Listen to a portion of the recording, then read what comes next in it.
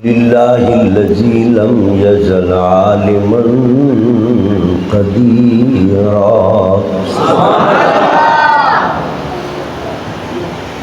حیا قیوما سمیعا بصیرا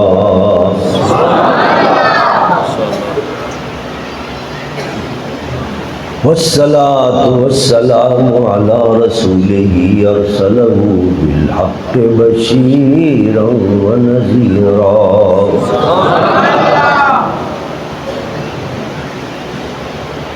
وعلى آله وأصحابه كثيرا كثيرا أما بعد فأعوذ بالله من الشيطان الرجيم بسم الله الرحمن الرحيم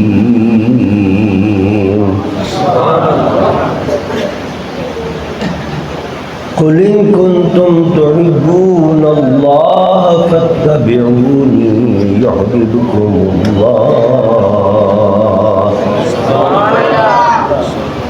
ويغفر لكم ذنوبكم والله غفور رحيم صدق الله وصدق رسوله النبي الأمين الكريم ونحن على ذلك لمن الشاهدين والشاكرين الحمد لله رب العالمين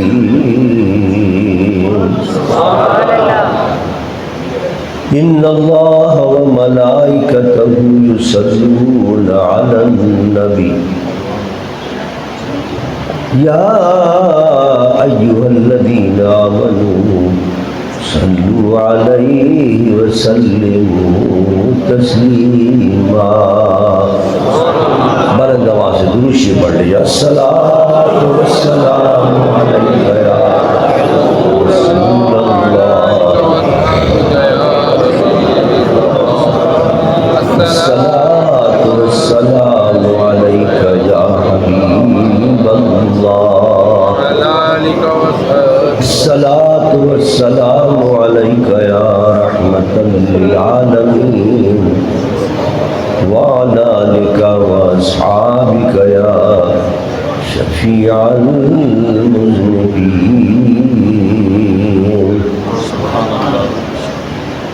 حمد و صلاۃ کے بعد مقتدر علماء کرام، میرے واجب الاحترام بزرگوں اور عزیز دوستوں، اہالیان نرمل کی قابل مبارکباد ہے جنہوں نے یہ خوبصورت اور ایمان افروز محفل مبارک سجائی ہے۔ میری دعا ہے کہ اللہ تعالیٰ ان کی اس کوشش اور کاوش کو اپنی اور اپنے محبوب کی بارگاہ میں شرف قبولیت سے ہمکنار فرمائے۔ انہیں بھی جنہوں نے اس محفل کے انعقاد میں حصہ لیا ہے، تعاون کیا ہے، ان کو بھی ہم نے آپ نے شرکت کی، اللہ ہمیں بھی اس محفل کی برکتوں سے مالا مال فرمائے، اور کل قیامت کے دن حسنین کریمین کے نانا جان کی شفاعت نصیب فرمائے۔ قرآن پاک کی میں نے ایک مشہور و معروف آیت مقدسہ تلاوت کرنے کی سعادت حاصل کی ہے، جس سے میں اللہ وجہ الکریم اپنا محبوب بننے کا، ولی کامل بننے کا، اپنا مقرب بندہ بننے کا طریقہ بتا رہا ہے۔ وہ کیا طریقہ ہے؟ فرمایا قل ان کنتم تحبون اللہ فاتبعونی یحببکم اللہ۔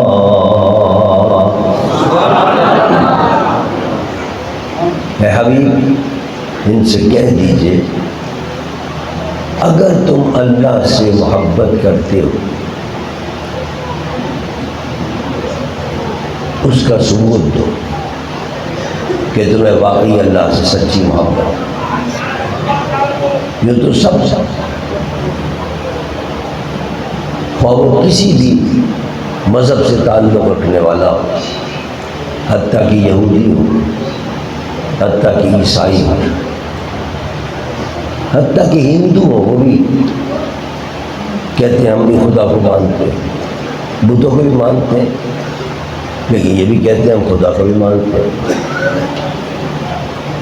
عیسائی ہیں وہ بھی کہتے ہیں کہ ہم خدا کو مانتے ہیں، خدا سے محبت کرتے ہیں۔ یہودی ہیں وہ بھی کہتے ہیں کہ ہم خدا کو مانتے ہیں، خدا سے محبت کرتے ہیں۔ اللہ نے فرمایا یہ جتنے دعویٰ کرنے والے ہیں، مسلمان بھی ہیں وہ بھی دعویٰ کرتے ہیں کہ ہمیں اللہ سے محبت ہے۔ اللہ فرماتے ہیں ان سے کہو کہ اس کی دلیل لے کر آئیں کہ اللہ سے ان کو سچی محبت ہے۔ اللہ کیا دلیل پیش کریں ہم کہ جس دلیل کو پیش کرنے کے بعد ہم اپنے دعوی محبت کے اندر سچے ثابت ہو جائیں اور ہم اس دعوے کے اندر کامیاب ہو جائیں کہ واقعی ہمیں اللہ سے سچی محبت ہے۔ تیری بارگاہ کے اندر کیا دلیل لائے؟ فرمایا فاتبعونی یحببکم اللہ۔ فرمایا جو دعویٰ کرتا ہے اللہ سے محبت کا اس سے کہو کہ وہ میرے محبوب نبی کا اتباع کر کے دکھائے۔ اگر نبی کا اتباع نہیں کرتا، میرے محبوب کا اتباع نہیں کرتا، خاتم النبیین صلی اللہ علیہ وسلم کا اتباع نہیں کرتا، ان کو نہیں مانتا، تو پھر وہ کتنا ہی دعویٰ کرے مجھ سے محبت کے اندر اور کتنا ہی وہ کہے کہ میں بہت بڑا ولی ہوں یا میں بہت بڑا اللہ کا مقرب ہوں، وہ سب چھوٹا ہے۔ وہ سچا وہی ہے جو میرے محبوب پہ اتباع کر کے دکھائے اور میرے محبوب کو مان کر دکھائے۔ تو صرف یہ نہیں کہ وہ اپنے دعوی محبت میں سچا قرار پائے گا، پہلے وہ اللہ سے محبت کرتا تھا اور میرے محبوب کے اتباع کے بعد اللہ اس سے محبت کرے گا، وہ اللہ کا محبوب بن جائے گا۔ نعرہ تکبیر، نعرہ رسالت، نعرہ رسالت، نعرہ حیدری، نعرہ غوثیہ۔ پہلے وہ محب تھا اور دعوی محبت کرتا تھا کہ اللہ میرا محبوب ہے، اور اب نبی کے اتباع کے بعد حضور سرور دو جہاں صلی اللہ علیہ وسلم کو اپنا بنانے کے بعد اور ان کا غلام بننے کے بعد اور ان کا اتباع کرنے کے بعد صرف دعوی محبت میں سچا نہیں ہوگا بلکہ وہ محبوب بن جائے گا اور اللہ اس سے محبت کرنے لگے گا۔ اب جب اللہ کا محبوب بن گیا، اسی کا نام ہے ولایت۔ ولی کسے کہتے ہیں؟ جو اللہ کا محبوب۔ ہم نے اور آپ نے ولایت کی نشانی یہ رکھی ہوئی ہے، پیر کی نشانی یہ رکھی ہوئی ہے، اللہ کے مقرب بندے کی نشانی یہ رکھی ہے کہ کوئی لنگ دھلنگ بیٹھا ہوا ہو، راستے میں گالیاں دیتا ہو بہت زیادہ سب لوگوں کو، نہ نماز پڑھتا ہو، نہ روزہ رکھتا ہو، نہ حج کرتا ہو، نہ اس کو شریعت کا پتہ ہو، نہ اس کو طریقت کا پتہ ہو، جو جاہل ہے ہمارے اہل سنت کے لوگ، وہ کہتے صاحب یہ ہے سب سے بڑا ولی کام۔ لیکن قرآن میں اللہ نے فرما دیا ولایت کی نشانی یہ نہیں ہے، ولایت کی اور میرے محبوب ہونے کی نشانی یہ ہے کہ وہ اللہ کے محبوب کا اتباع کرنے والا ہو. اور امام ربانی مجدد الفیصانی رضی اللہ تعالیٰ عنہ فرماتے ہیں کہ جتنا زیادہ اتباع کرے گا اتنا ہی زیادہ ولایت کا مرتبہ ملتا چلا جائے گا.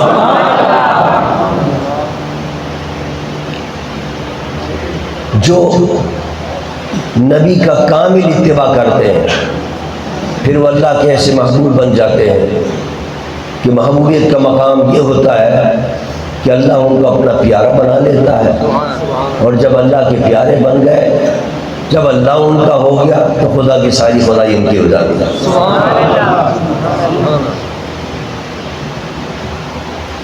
پھر محبوبیت کا عالم یہ ہوتا ہے کہ اللہ کی جتنی مخلوق ہے، خدا کی ساری خدائی، وہ پھر ان کی مطیع و فرما بردار بنتی چلی جاتی ہے.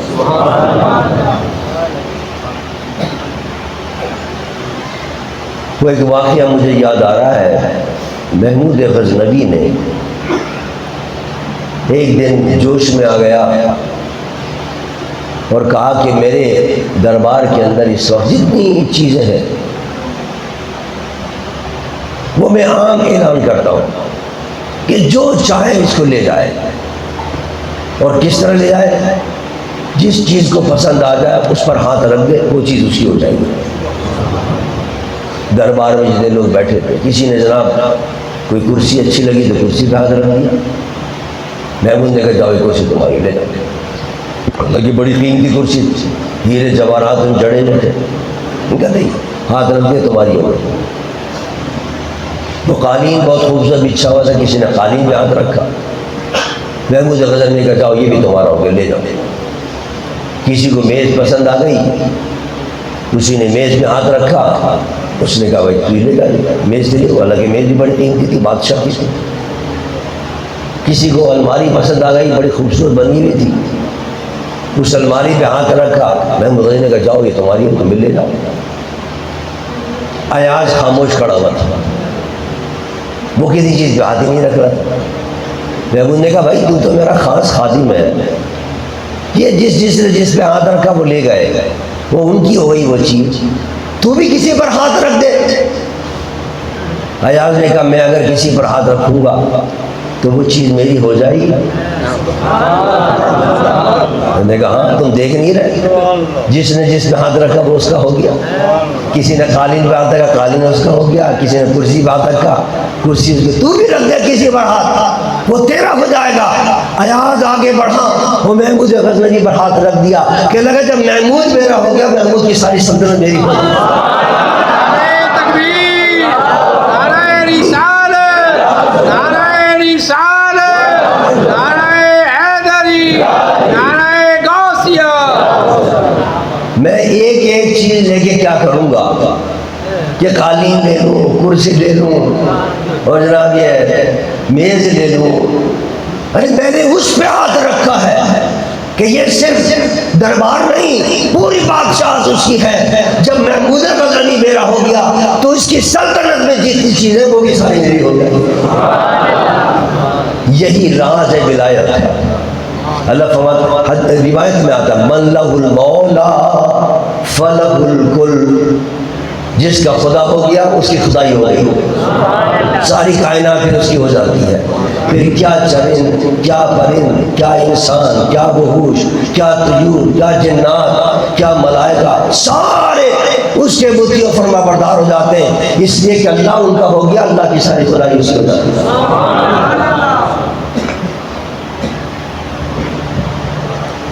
اسی لیے علامہ اقبال نے کہا کہ محمد سے وفا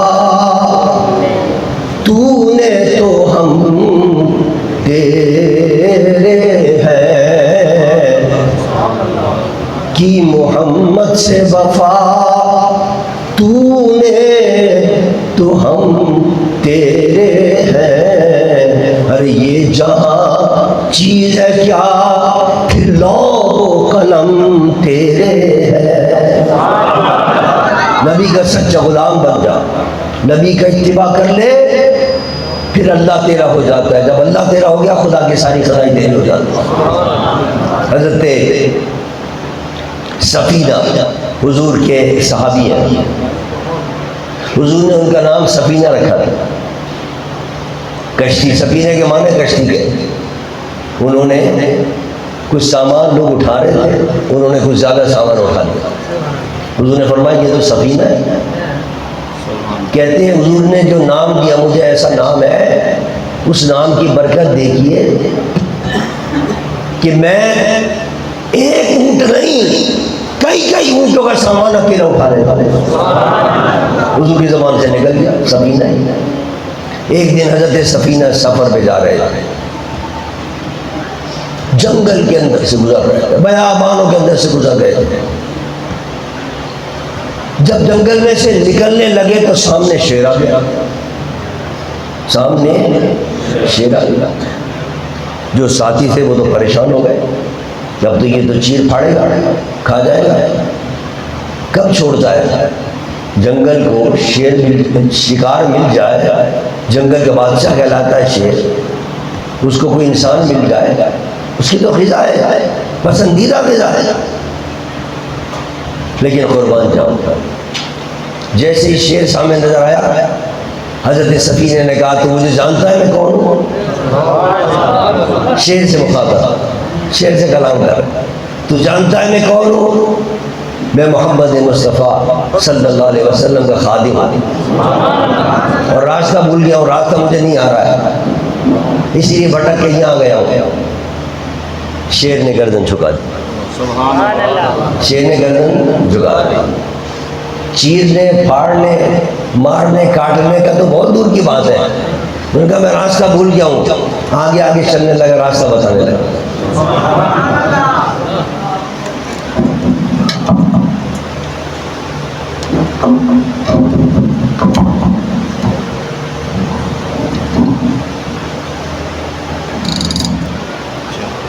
آگے آگے چلنے لگا، اب وہ راستہ بتانے لگا،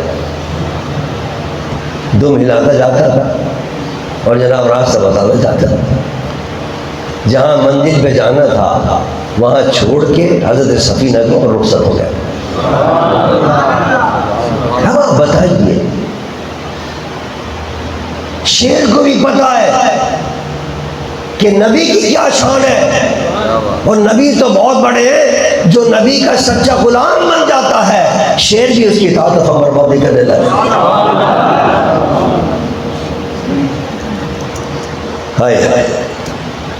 آج ہم میرے پاس آتے ہیں کہ صاحب کوئی وظیفہ بتا دیں کہ جن کو تابع ہو جائے، کوئی وظیفہ بتا دیں کہ جنات ہمارے تابع ہو جائے۔ ایک وظیفہ ہے کہ میرے مصطفیٰ کی اطاعت کر لو، جنات کو تو چھوڑو، پوری کائنات تمہاری تابع ہو جائے، پھر جنگل کے درندے بھی تمہارا کہنا مانیں گے، پرندے بھی کہنا مانیں گے۔ حضور غوث پاک رضی اللہ تعالیٰ عنہ، ابو سعید ایک ان کا مہینہ ہے، حضور غوث پاک کا، ابو سعید ایک بزرگ تھے، وہ بیمار ہو گئے، حضور غوث پاک رضی اللہ تعالیٰ عنہ ان کی عیادت کے لیے گئے۔ عیادت کرنا سنت ہے حضور کی۔ حضور غوث پاک نے یہ نہیں سوچا میں تو اتنا بڑا ولی کام ہی غوثوں کا غوث، مجھے کیا ضرورت پڑی ہے، کسی عام آدمی گھر پہ جاؤ، لیکن نہیں، جو مرتبہ غوث پاک نے پایا وہ حضور کی اتباع سے پایا۔ نبی کا اتباع کر رہے، غوث اعظم بننے کے باوجود حضور تیمارداری کرتے تھے، کوئی بیمار ہو جاتا تھا اس کی عیادت کرتے تھے۔ حضور غوث پاک بھی تشریف لے گئے، ابو سعید کی تیمارداری کی۔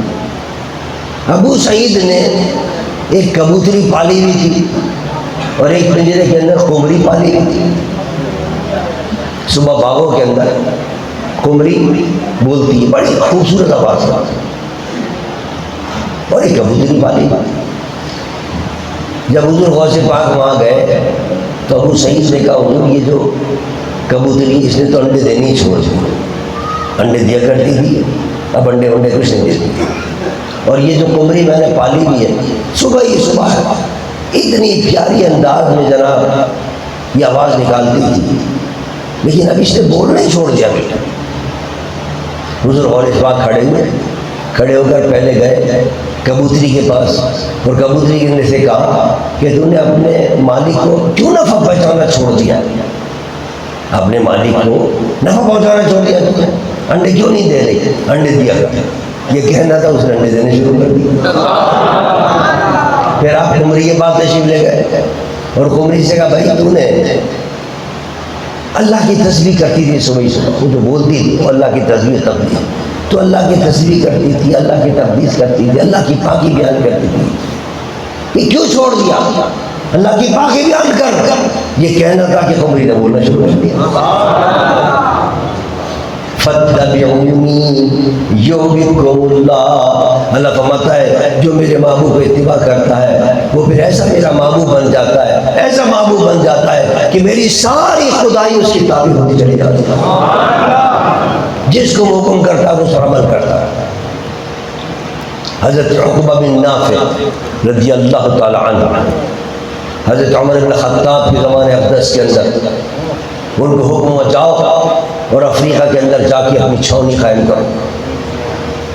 گورنر ان کو بنا کے بھیجا, افریقہ کا گورنر بنا کے بھیجا حضرت عمر نے. حضرت عقبہ بن نافع جب افریقہ کے جنگلوں میں پہنچے, افریقہ کی حکومت سنبھالنے کے لیے وہاں کے گورنر بن کر گئے. انہوں نے کہا بھائی جگہ تلاش کرو ہماری فوجیوں کے لیے, کون سی جگہ مناسب رہے گی, کہاں وہاں ہم اپنی چھاؤنی بنائیں گے. وہ تو سارا جنگل ہے, افریقہ تو سارا جنگل ہی جنگل ہے. لوگوں نے کہا صاحب یہ جنگل ہی ہے, اس کے اندر آپ نے چھاؤنی بنا لی. لیکن آپ کو پتا ہے کسی نے کہا حکومت سے کہ افریقہ کا جنگل تو دنیا میں مشہور ہے, یہاں تو طرح طرح کے جانور ہیں, اور یہ جو جنگل جہاں کھڑے ہوئے ہیں یہاں تو شیر بھی ہے, بگیرے بھی ہیں, چیتے بھی ہیں, پھر سانپ, بچھو, پتہ نہیں کیا کیا قسم کے زہریلے جانور ہیں. یا کیسے آپ اپنی چھاؤنی بنائیں؟ یہاں تو کھڑا ہونا مشکل ہے. آپ کہہ رہے ہیں ہم یہاں رہیں گے, ہم یہاں ہمارے فوجی رہیں گے یا کیسے فوجی رہیں گے؟ آپ نے کہا فرما بردار, یہی ہماری چھاؤنی بنے گی اور شاندار چھاؤنی بنے گی. کیسے بنے گی؟ آپ وہاں کھڑے ہو گئے اور جنگل میں کھڑے ہو کہتے ہیں اے جانوروں, میں اللہ کے پیارے نبی کا غلام ہوں, محمد مصطفیٰ. حضرت عمر نے بھیجا ہے, عمر کے حکم پر یہاں آیا ہوں, یہاں چھاؤنی بنانی ہے, جتنے جانور ہیں اس علاقے کے سے وہ یہاں سے نکل جائے, دم نکل جائے. ہمیں یہاں ہم آگے ہم اللہ کے رسول کے حکم سے آئے ہیں, اللہ کے پیارے کے حکم سے آئے ہیں, ہماری یہاں چھاؤنی ہے, تم نکل جاؤ, خالی کر دو جگہ. لوگ کہتے ہیں ہم نے آنکھوں سے دیکھا, تھوڑی دیر کے اندر وہاں سے جانور نکلنے شروع ہوئے. پتہ چلا شیر بھی نکل رہا ہے, چیتا بھی نکل رہا ہے, وغیرہ بھی نکل رہا ہے وہاں سے. سانپوں کو دیکھ کر نکلتے ہوئے, بچھوؤں کو دیکھ کر نکلتے ہوئے, جتنے جانور تھے وہ سارے نکل گئے اور پورا جنگل جو ہے وہ صاف ہو گیا. نعرہ تکبیر, نعرہ رسالت, نعرہ رسالت, نعرہ حیدری. نبی کے سچے غلام بن جاؤ, نبی کی اطاعت کرنے لگو, پھر پوری دنیا پر تم حکومت کرو. کی محمد سے وفا تو نے تو ہم تیرے ہیں, اور یہ جہاں چیزیں کیا لوح قلم تیرے ہیں. آج عالم یہ کہ ہم امت مسلمہ کس طرح ذلیل اور رسوا ہو رہی ہے. ایک چھوٹا سا شہر ہے, شہر کے برابر ہے ملک اسرائیل کا, پوری عالم اسلام کو شنڈا چھایا ہوا اپنے انگلی کو, پوری عالم اسلام. کبھی حملہ کرتا ہے غزہ کے اندر, 45,000 لوگ شہید کر دیا. پھر دیکھا کہ وہاں سے حملہ ہو رہا ہے لبنان سے, لبنان پر حملہ کر دیا. پھر پتہ چلا کہ گڑبڑ کر رہے یمن والے, یمن پہ حملہ کر دیا. اور سب دکھ کے بیٹھے رہے, بے غیرت بن گئے سارے مسلمان حکمران.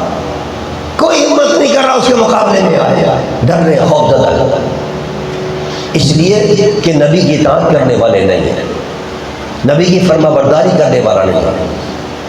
جتنے حکمراں ہیں اسلامی حکمراں شرابوں میں پڑے ہوئے ہیں, عیاشی میں پڑے ہوئے ہیں, بدماشی میں پڑے ہوئے ہیں. یہی وجہ ہے کہ اللہ نے خوف مسلط کر دیا ان کے اوپر, اسرائیل کے چھوٹے تھے اسرائیل کا. اور نبی کا اتباع کرنے والے ہوتے، میدان عمل کے اندر آتے، پھر دیکھتے اللہ کی مدد پہنچتی۔ اسرائیل کیا، اسرائیل کے پشت پر پورا یورپ بھی اگر آ جاتا تو شکست سے دو چار ہوتا، اللہ ان کو فتح عطا فرما دیتا۔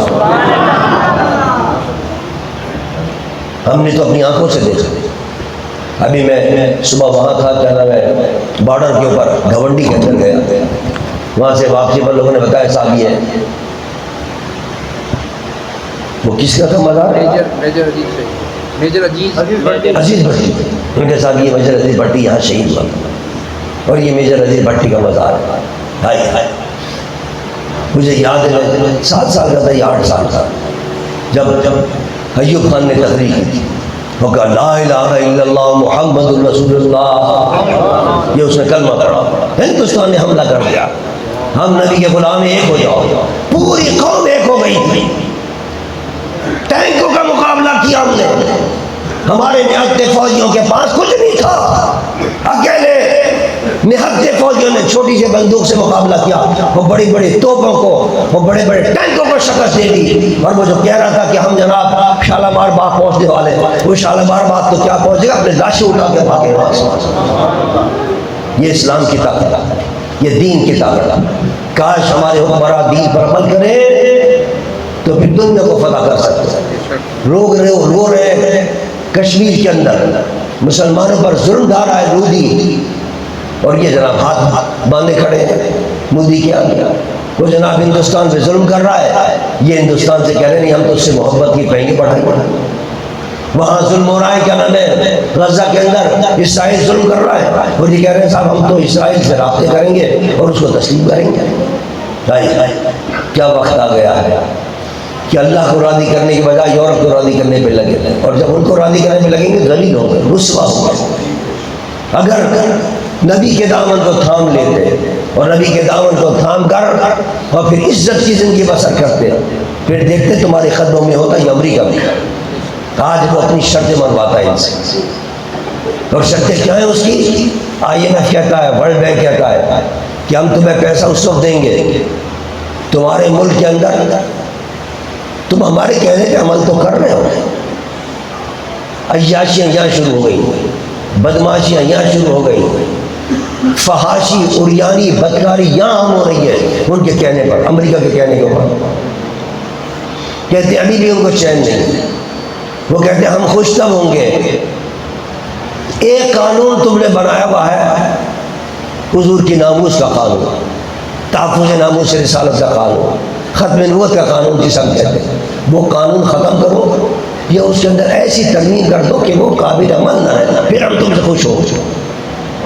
جب بھی وہاں سے آرڈر آتا ہے ہمارے حکمراں تیار ہو جاتے ہیں اس کو ختم کرنے کے لیے۔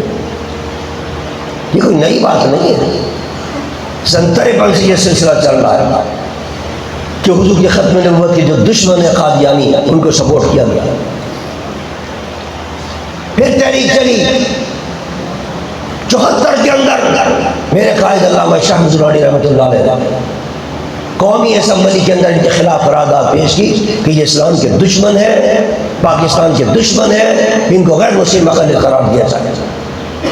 چنانچہ ان کو الحمدللہ پاکستان کی اسمبلی نے سن 74 کے اندر غیر مسلم مقلد قرار دیا، لیکن یہ اپنی شرارتوں سے باز نہیں آئے، شرارتیں کرتے رہے۔ پاکستان کے اندر آپ اندازہ کریں یہ جو مشرقی پاکستان ہم سے جدا ہوا ہے، ہمارا ایک بازو جو ہم سے کٹا ہے، یہ قادیانی کی سازش ہے۔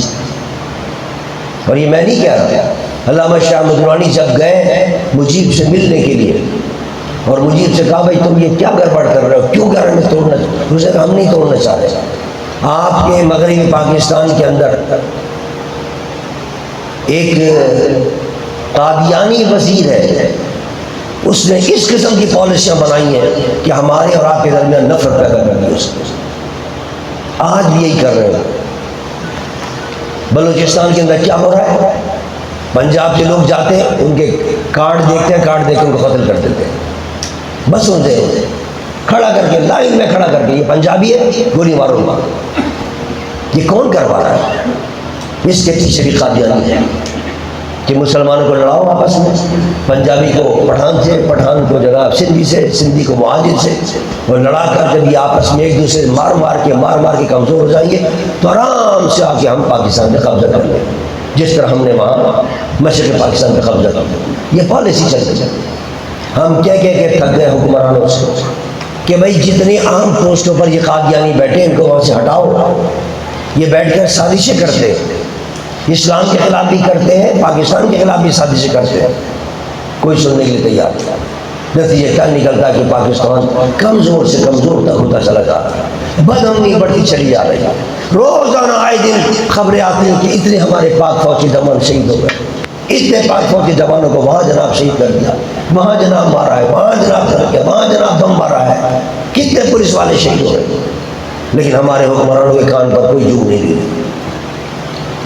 پھر سازش کرتے کرتے اتنی سازش ان کی بڑھ گئے قادیانیوں کی کہ انہوں نے یہاں چیف جسٹس صاحب کو بھی اپنے دباؤ میں لیا ہے، اور چیف جسٹس صاحب نے مبارک ثانی کیس کے اندر ان کے حق میں فیصلہ سنا دیا.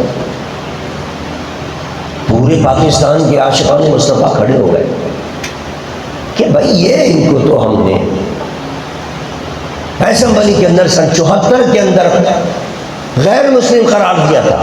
یہ آپ کون ہوتے ہیں جو یہ سازش کر رہے ہیں ان کو دوبارہ مسلمان بنانے کی اور مسلمان کہلوانے کی؟ ہم اس کو قبول نہیں کریں گے. پورے ملک کے اندر عاشقان مصطفیٰ کھڑے ہو گئے، جلسے شروع ہو گئے، جلوس شروع ہو گئے، احتجاجی مظاہرے شروع ہو گئے. جسٹس بھائی عیسیٰ صاحب کے کچھ عقل میں بات آئی کہ میں دیگر فیصلے کر دیتا ہوں اور کوئی پوچھنے والا نہیں ہوتا، لیکن یہ فیصلہ ایسا نہیں ہے، اس کو عاشقان مصطفیٰ تسلیم نہیں کریں گے. اس فیصلے سے انہوں نے جناب مجبور ہو کر پورے ملک سے چند علماء کا انتخاب کیا کہ وہ آئیں اور مجھے بتائیں کہ میں نے اپنے فیصلے کے اندر کیا کیا غلطی کی ہے. اس کے اندر آپ حضرات کو اللہ نے یہ اعزاز عطا کیا کہ جس آستانے سے آپ تعلق رکھتے ہیں اس آستانے کو بھی انہوں نے بلایا وہاں کہا کہ آپ بتائیے ہم نے کیا غلطی کی. میں خود گیا وہاں، پیش ہوا سپریم کورٹ کے اندر، ریل اپیل میں نے پوری داخل کی اپنے وکلاء کے ذریعے، اور پھر میں نے ان کو بتایا کہ آپ کے فیصلے کے اندر فلاں جگہ پر غلطیاں ہیں، فلاں جگہ پر غلطیاں ہیں. آپ یہ جتنے پیراگراف ہیں یہ سب نکالنے کا اعلان کریں، تب امت مسلمہ کو قرار آئے گا، ورنہ سب آگ لگی تھی پورے ملک کے اندر. کہنے لگے ہم نے بلایا آپ کو اس لیے، آپ بتائیں ہم نے کہاں ہم نے غلطی کی اور ہمارے فیصلے میں کہاں ہے. الحمدللہ اللہ کا شکر ہے کہ انہوں نے پہلا فیصلہ سنایا، اس میں اعلان کر دیا تھا کہ میں نکال رہا ہوں، اور میں نے نکال دیا وہ تمام شیخوں کو، لیکن یہ کہا کہ میں تفصیلی فیصلہ بعد میں جاری کروں گا. پھر ہم پریشان ہونے لگے، بھائی تفصیلی فیصلہ نہیں آ رہا ہے، کہیں پھر کوئی دباؤ تو نہیں پڑ رہا ہے قادیانیوں کا اور یورپ کا دباؤ پڑ رہا ہو، کیونکہ حمایت میں سارے آ جاتے ہیں، امریکہ اور قادیانیوں کی حمایت میں یورپ اور امریکہ والے، تو کہیں پھر رہتا تو ایسا نہیں ہے کہ پھر کوئی انشن فیصلہ کر دیں. لیکن الحمدللہ اللہ کا شکر ہے لاکھ لاکھ کہ 2 دن پہلے جسٹس عیسیٰ صاحب نے اپنا مکمل تفصیلی فیصلہ جاری کیا ہے. وہ کہا ہے میں نے جو اپریل کے اندر فیصلہ کیا تھا، اور میں نے جو جولائی میں فیصلہ کیا تھا، میں نے جو فروری میں فیصلہ کیا تھا، جس پر پورے ملک میں ادم مچا تھا، وہ سارے فیصلے میں واپس لینے کا اعلان کیا تھا. نعرہ تکبیر، نعرہ رسالت، نعرہ رسالت، نعرہ حیدری، تاجدار ختم نبوت، تاجدار ختم نبوت، تاجدار ختم نبوت. یہ بہت بڑی فتح ہے، معمولی فتح نہیں ہے. یہ آپ کو پتہ نہیں ہے کہ اس پر کتنا دباؤ پڑ رہا تھا چیف جسٹس صاحب پر. پورا یورپ دباؤ ڈال رہا تھا، امریکہ دباؤ ڈال رہا تھا، اور یہ اپنی طرف سے نہیں کہہ رہا. شورش کاشمیری نے لکھا ہے کہ مجھے خود اس وقت کے وزیر اعظم بھٹو ملے تھے، اور ذوالفقار علی بھٹو نے مجھ سے کہا کہ میں ایک راز کی بات آپ کو بتا دوں کشمیری صاحب، کہ جب میں نے وزارت عظمیٰ کا حلف اٹھانے کے بعد میں جب سب سے پہلے امریکہ کے دورے پر گیا تو امریکی صدر نے مجھ سے کہا تھا کہ آپ کے ملک کے اندر جو قادیانی ہیں وہ ہمارے آدمی ہیں، ان کا خیال نہ کیجیے۔ اب اس سے بڑا کوئی ثبوت ہوگا کہ یہ یہودیوں کے ایجنٹ ہیں، عیسائیوں کے ایجنٹ ہیں، اسلام کے دشمن ہیں۔ اور باقاعدہ یروشلم جو اخبار اسرائیل کا چھپتا ہے اس کے اندر یہ آیا ہے کہ اسرائیل کی جو فوج ہے اس فوج کے اندر بھی یہ قادیانی بھرتی ہے۔ اس کا مطلب یہ ہوا اس وقت غزہ کے اندر جو مسلمانوں پر بم برسا رہے ہیں وہ اسرائیلیوں کے ساتھ یہ قادیانی مل کر بم برسا رہے ہیں۔